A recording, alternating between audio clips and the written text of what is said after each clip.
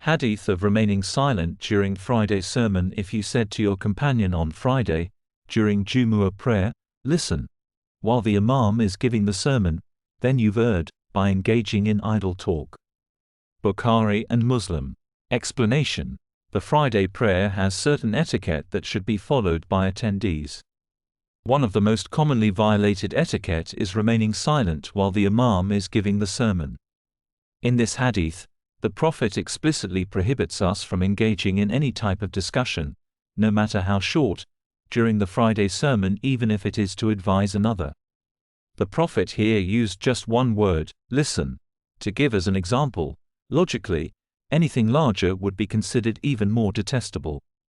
We should make every effort during the Friday sermon to remain silent throughout in compliance to this hadith.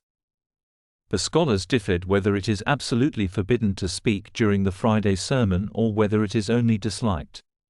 Some interpreted the Prophet's words here in reference to those who call on someone accidentally speaking to be silent, and not when it is directed towards those who are clearly causing disruption during the sermon and making it impossible to hear the Imam speak.